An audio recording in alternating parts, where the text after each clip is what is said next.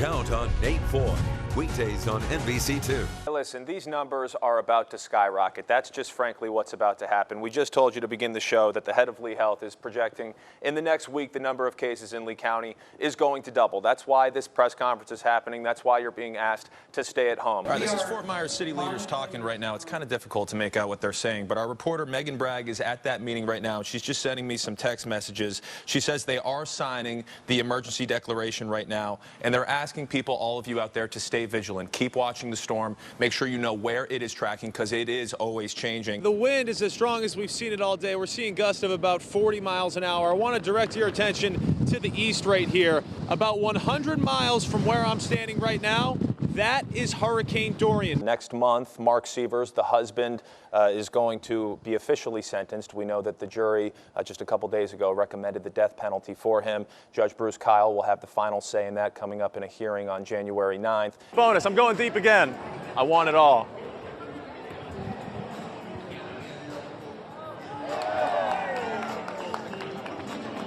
That's how it's done, guys. We got that bucket. That's where I'll climb into. Now it's time to jump in. Go home. I would want my money back. You go to a game trying to have fun, you get a face full of cake. It was never me. You could barely slide a piece of paper under me when I jumped. No hops Well, I never here. played basketball, so I'm no help. I'm the tallest non-collegiate athlete anyone's ever met. Take a look. I think that he nailed my blue steel face pretty good there.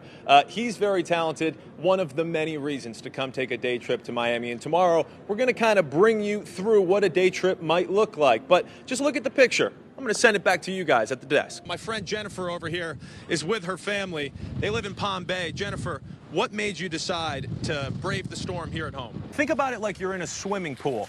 If you panic, you release all your air and you sink right to the bottom. So you want to keep that air, use your energy to swim, and eventually get out of the rip current. 317 in your NBC2 Alert Center. Let's get back to the active shooter situation in Jersey City right now. The story is changing rapidly, and unfortunately, we just learned that one police officer has been shot in the head and is feared dead. If you're listening in, the big takeaway here is education for parents and children. If you're a parent watching at home, make sure to sit your child down and let them know that these threats are very real and that this is not a joke. It's not funny at all. A lot of people ask, what do I do if my kid is in the back seat?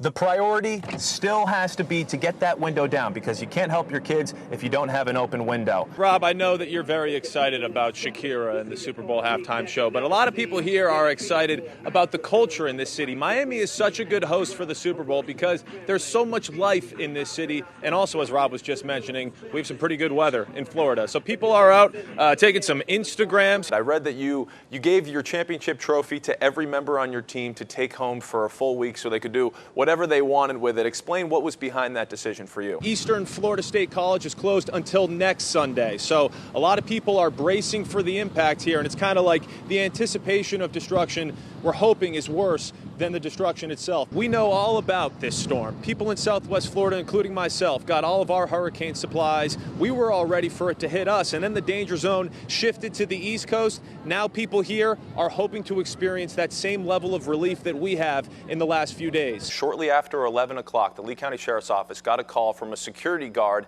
at the Chico's headquarters on Metro Parkway in Fort Myers saying that there was an active shooter. And Brenna, before we let you go, you've been on scene for a little bit now. Just explain, are people calm? Is there a sense of panic in the air there? What are you seeing? This feels like Hollywood, California, guys. We have tons of celebrities here all coming together for a great cause. We're helping feed families in America that frankly just are having a hard time doing it themselves. So far, in its 29 years of existence, the Taste of the NFL has served 220 million meals to those families. And right now, I'm going to bring in food expert Adam Richman. Adam, thank you so much for joining us. Thank you. Why is this event so important? It is absolutely freezing out here. The NBC weather app tells me that it feels like it's negative 24. I swore I wouldn't wear these earmuffs on air, but I have absolutely no choice. Let me show you something that you are definitely not looking at in Southwest Florida. It's not Rob Dunn's birthday, but it might be the next best thing. Today is National Weather Person's Day. So we're honoring those who work hard to accurately forecast and report the always changing and often unpredictable weather, especially here in Southwest Florida. We might be a little biased, but Rob's our favorite. He is our favorite, and I got to give Brenna the honors during our lunch break. What did you do, Brenna? I have a feeling that these guys have a vested interest in the game on Sunday. What's going to happen, boys? right, you heard it there first. They think the Chiefs are going to win. The only thing that could put a damper on this party is this rain. It really picked up in the past 15 minutes or so, but some people are getting creative to stay dry. Take a look at this. We got double umbrellas going on over here. Lots of energy in the city. I want you to take a quick look at this countdown. We have 1 day, 19 hours, 3 minutes, and 22 seconds until Super Bowl 54. Everybody, it's time to get excited. This is a fundraiser to not only keep this garden thriving and to preserve these exotic and rare plants, but there's also a special initiative this year that's going to help a lot of Collier County families. Peter Kelly, it's important to remember that rip currents can happen wherever there are breaking waves. They don't need to be big. In fact, they can be as small as the ones that we're seeing right here. So I jumped in the water for 2 reasons. First, to show you how Lee County deputies respond in situations like this, and second, to teach you the surviving skills that you need if, God forbid, you're ever caught in a rip current. We have a swimmer in distress. Get right now. Which short filter? They're on their way. Marine 1 Sierra en route. Also notify aviation police. Camera. Man, is that a beautiful noise. Through the scope of a Lee County Sheriff's Office helicopter, you can see the intense operation to save a swimmer stuck in a rip current off the Lee County coastline. Only this time, that swimmer is me. We got that bucket.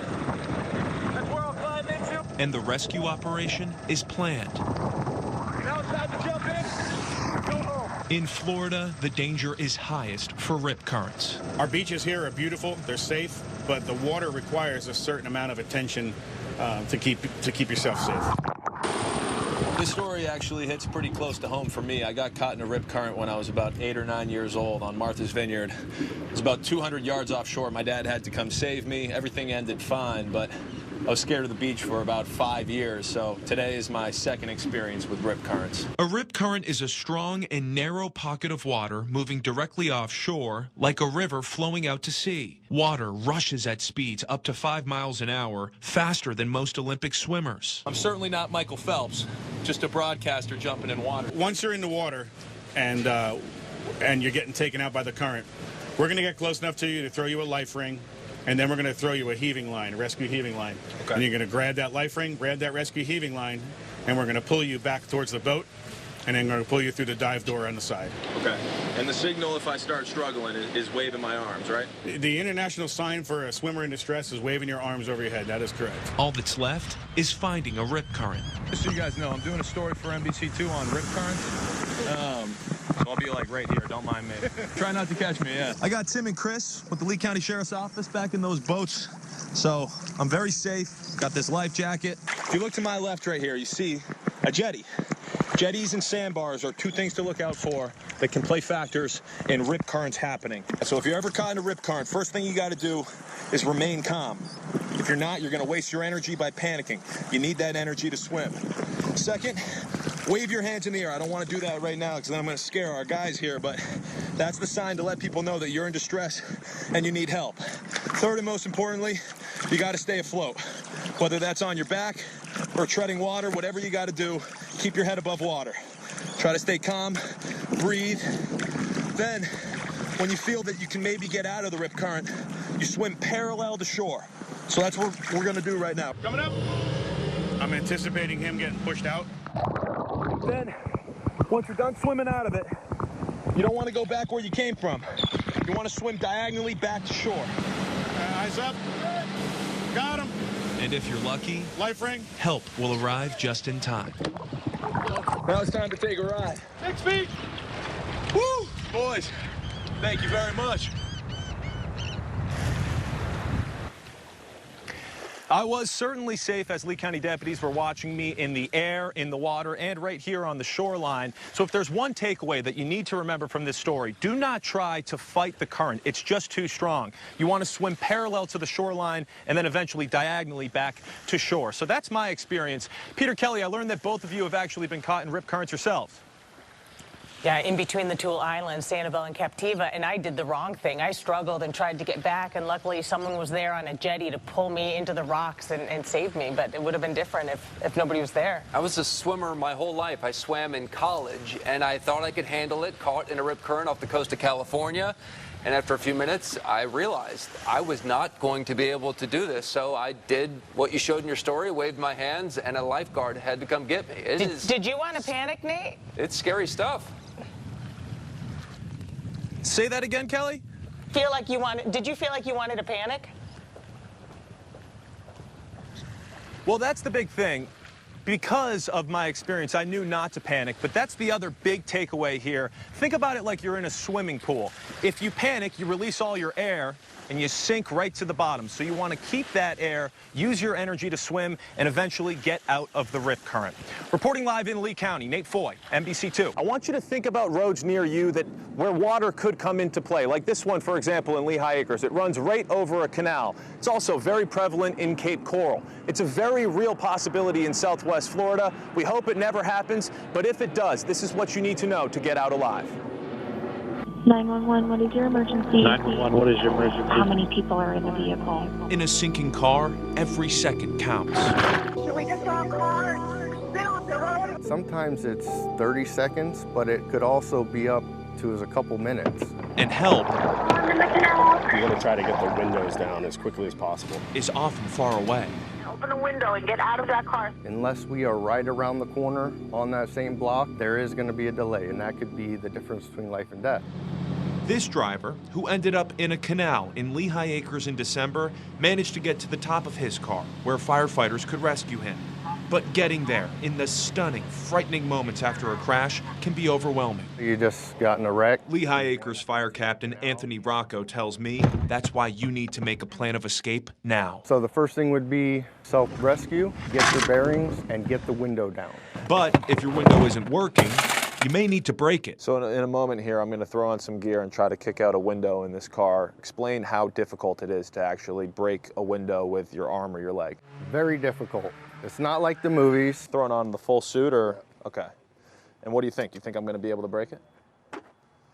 I don't know. I don't think so. Can you break it? Maybe. All right, now we got a challenge. Now, all windows are created differently, so. So I could get an easy window? Yeah. I'm going to need to take an Instagram in this. All right. Now we're going to see if I am capable of kicking out this window.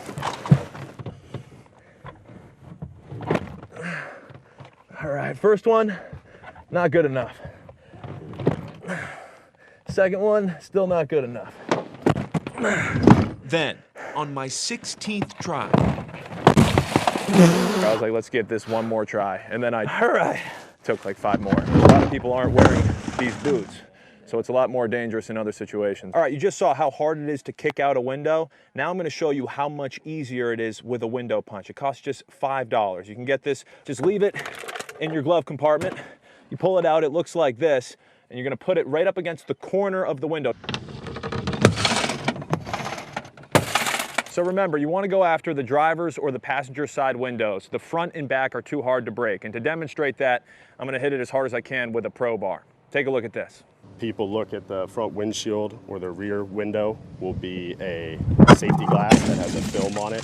So even if you crack it, it's still staying together as one piece. And you're not going to be able to free yourself in that vehicle. Hopefully people, when they see this story, will get the window puncher. If they don't, worst case scenario, what would you do in that situation? Anything that you can concentrate that force on that window. That's not budging. If you need to take your keys out, put it in your hand, would be better than just trying to turn and kick out the window. Many people never even get to see a Super Bowl in person, never mind actually play in one. Well, here at the Minneapolis Convention Center, I came the closest that I ever will in what the NFL calls the Super Bowl experience. I was just hoping that there were no scouts here because I am retired.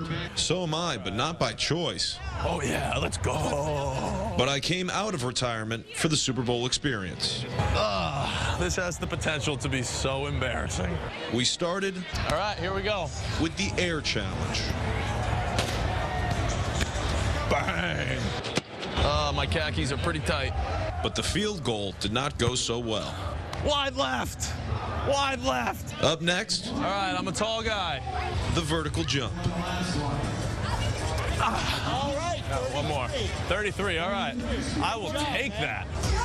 After that, the 40-yard dash. I think I took off early. Let's address the elephant in the room here, my blatant cheating early start.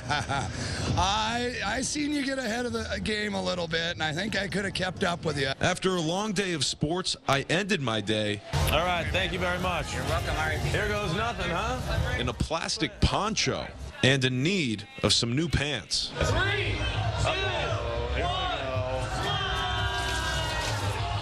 Cool.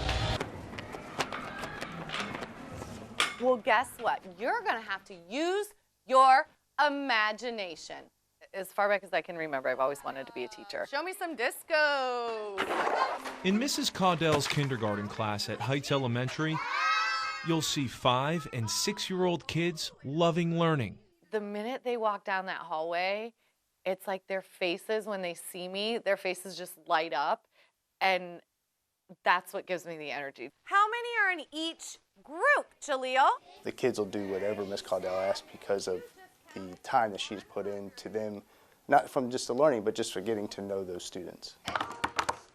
And not every student is the same. If you take the time and effort, and it takes time and it takes effort, and sometimes it could be halfway through the year before you feel like, oh, I totally get this child now. But if you put that time and effort, the behavior problems, the classroom management becomes effortless. All right, so right now we're in the middle of a brain break. I think I'm messing this up more than anyone in the class, but this is actually a learning strategy so that these kids are more focused when they're done with their brain break. This is great. They need movement. They cannot sit for long periods of time. It's just not knees together. It's not good for them. It's not, their brains aren't gonna be at their best. We should do these at work, brain breaks. It is so key for those kids to be up and moving, being part of their learning, instead of just sitting there and listening. And maybe most important is the passion and love that Miss Caudell brings to work Trucker cheer. every single day. I still can't imagine doing anything else. I mean, this is home. Like when I walk into school, it's home. Tell me, everyone. What do pictures do? Most of it is just a relationship she builds with her kids. So much excitement goes into the learning in this classroom. Drawing a picture to go with my story. It's something that when I lay my head on the pillow at night, I thank God that I'm able to do this, that I have a gift, that's what my gift is to help these kids every day. Nate Foy, NBC2.